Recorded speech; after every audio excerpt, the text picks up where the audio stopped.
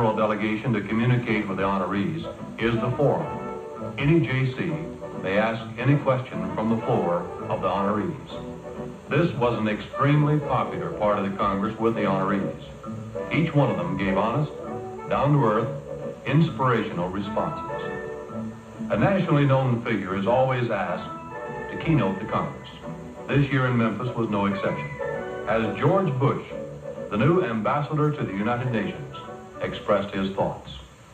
Given your fantastic performance of these 10 people now, to think, giving their talents and multiplying it with what each of you out there can do, to think about what lies ahead.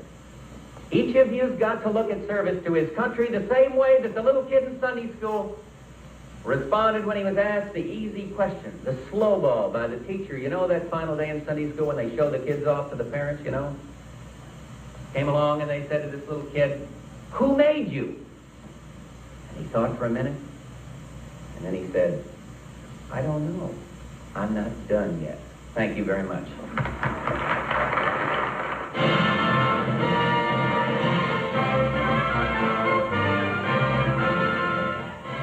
The climax to a prestigious weekend is the award ceremony televised to regional audience in the Memphis area.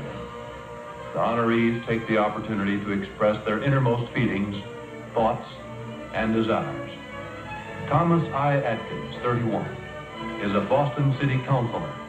He battled with the handicaps of poverty, obscurity, and crippling disease in his rise to success and leadership. He exemplifies the success possible for all Americans with determination and ability. Dr. George Joseph Tadaro, 33, Chief Viral Leukemia and Lymphoma Branch, National Cancer Institute, Bethesda, Maryland. He was the first investigator to demonstrate that a naturally occurring virus could transform human cells. Someday, through men like him, we will conquer cancer. And this brilliant scientist has brought us several steps closer to that day.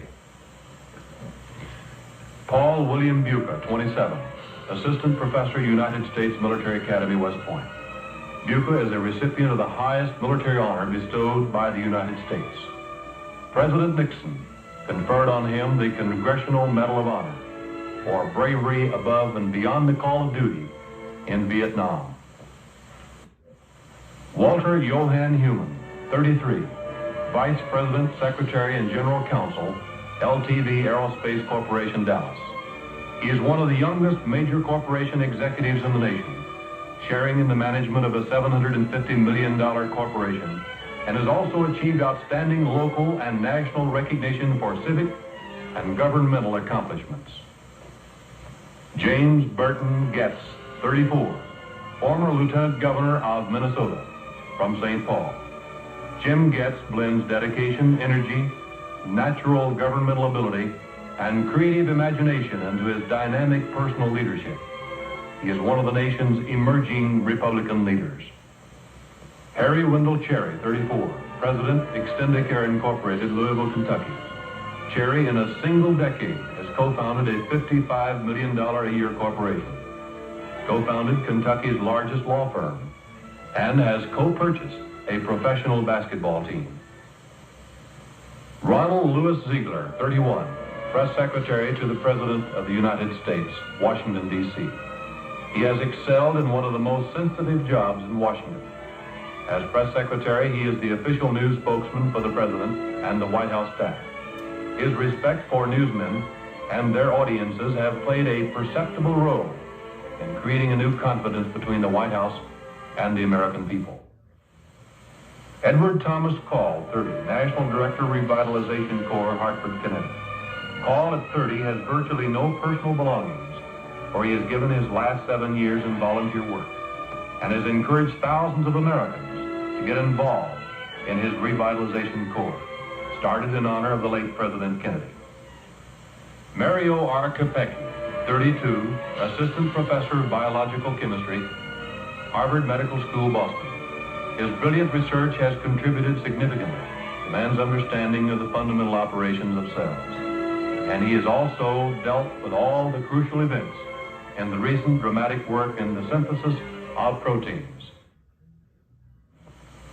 Elvis Aaron Presley, 35, musician, entertainer, Memphis, Tennessee. The success of Presley is a phenomenon of the entertainment world.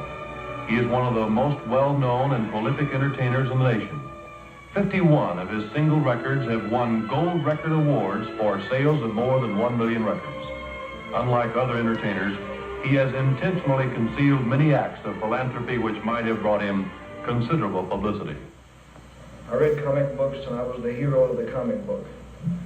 I saw movies and I was the hero in the movie.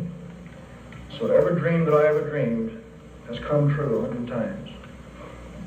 And these gentlemen over here, you see these type people who care, who are dedicated, you realize that it's not possible that they might be building the kingdom of heaven.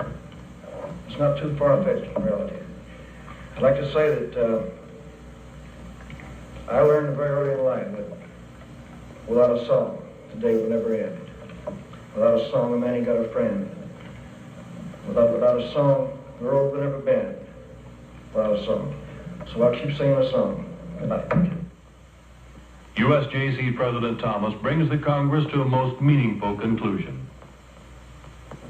As we come to this, the conclusion, the 33rd such event honoring America's 10 outstanding young men, I wonder what the next 30 years will hold in store for this observance. Will we continue to have men of the caliber we have seen here tonight? Indeed, what will be considered outstanding in the years to come? I can't predict the future, but I'm hoping there will be many future Taderos and Capecchis who will involve themselves in the war against disease. I hope we will never run out of men like Atkins and Cole, men dedicated to social justice. We need more men of integrity like Ron Ziegler and more entrepreneurs like Wendell Cherry. We will always need men like Booker and Newman who are committed to our nation's success, and men like Getz and Presley who are products of that success. Speaking as an American, let me say that our country will always need men of excellence, for a nation's young men are the only hope in a changing world. Ladies and gentlemen, you have seen and witnessed that hope.